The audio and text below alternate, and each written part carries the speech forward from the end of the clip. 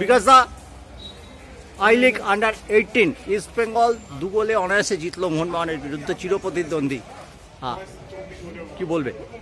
খেলাটা তুমি দেখলে? ভালো চলছিল, হঠাৎ লাস্ট ম্যাচটা ইউনাইটেডের কাছে হেরে গিয়ে একটু প্রেসারে পড়ে গেছিল ছেলেরা। যাই হোক আজকের ম্যাচটা জিতে আবার মানে এই ইস্ট জোনের চ্যাম্পিয়নশিপের দিকে আছে।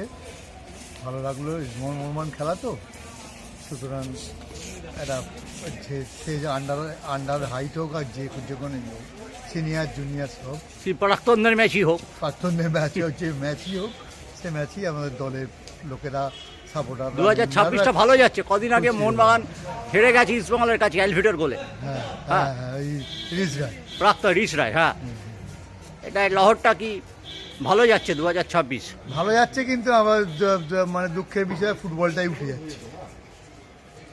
আমরা যেই ভালো শুরু করলাম, আমরা এবছর 3টে ট্রফি খেললাম, সিনিয়রদের 3টে ট্রফি আমাদের মানে খুব মানে কী বলবো, মানে চ্যাম্পিয়ন হওয়ার মতো আমরা খেলেছি। দুর্ভাগ্য, সবসময় চ্যাম্পিয়ন্স লাগ থাকে না তো। আজকের খেলা ইস্ট বেঙ্গলের কারোর কথা বলবে? নাম্বার 33টা ভালো, স্টপারটা ভালো, এখনও ওরা অতটা ম্যাচুরিটি এদের মধ্যে আসেনি তো, অনেক তৈরি হতে হবে। কোচটা চেষ্টা করছে, ভালো প্র্যাকটিস। কোচ হায়দ্রাবাদ থেকে নতুন এসেছে। হায়দ্রাবাদ না, উড়িষ্যার ছেলে, হায়দ্রাবাদে বোধহয় থাকছে। তাই হোক, এসছে ভালো। আমি প্র্যাকটিস দেখছিলাম, ভালো প্র্যাকটিস করায়। ভালো লাগলো খেলা দেখে। বেশ কিছু প্রমিসিং ছেলে আছে। শেখর বলে নাম্বার 33, 5 নম্বরটা মনে হয় আউটস্টেশন, মনে হচ্ছে বাইরে কোনো স্টেটের প্লেয়ার মনে হচ্ছে। ভালো ঠিক। বিকাশ দা, পাশাপাশি বেঙ্গল সুপার লিগের খেলা চলছে, তোমার সাথে প্রাথমিক কথাবার্তা বলেও যদিও তুমি কোনো কোচিং টিমের সাথে নেই, কীরকম হচ্ছে খেলা? ভালো হচ্ছে খেলা, ভালো হচ্ছে।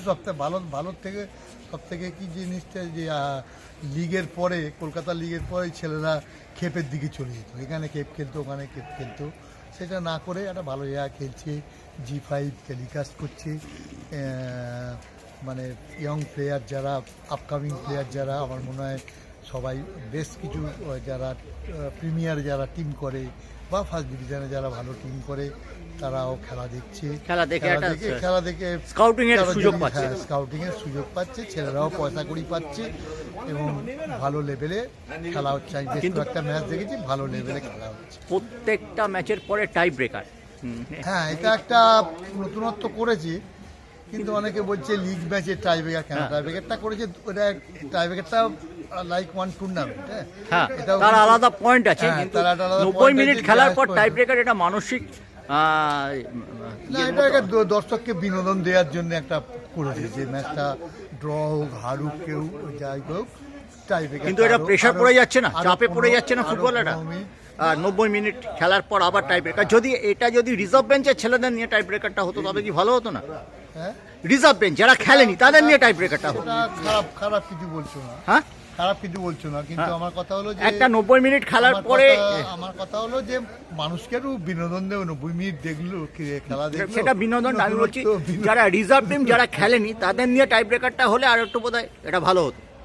সেটা দেখো, এখন টুর্নামেন্ট কমিটি এটা একটা ডিসাইড করেছে। না, ভবিষ্যতে এই যে প্রশ্নটা আমি তোমার কাছে রাখলাম, এটা কি হয়তো ভেবে, এটা প্রথম বছর একটা আকর্ষণীয় করার জন্য যে ড্র ম্যাচটাকে আমরা টাই ব্রেকার করবো, হারা ম্যাচটাকেও টাই ব্রেকার করবো, নতুনত্ব করেছে। হয়তো আগামী বছরে হয়তো এটা ওরা শুধরে দেবে, নিয়মটাকে চেঞ্জ করে দেবে আর কি। আমি চাই বেঙ্গল ফুটবল লিগটা যে আরও ভালো। কলকাতা পুলিশের রিপোর্টেই আবার চ্যানেল পার্টনারের নাম উঠে গেছে। দেখো, এই সব নিয়ে আমাকে বলতে একটু আচ্ছা, গটাপ মটাপ কোনোদিনও জানিও না, কি গটাপ অর্গানাইজ বেটিং আর গটাপের মধ্যে তফাৎ আছে। আমি কিছু এসব বুঝি না কিছু। আমাদের ফুটবল লাইফে কোনোদিনও এরকম সিচুয়েশনে পড়তেও হয়নি, কোনোদিনও এসব জানিও না।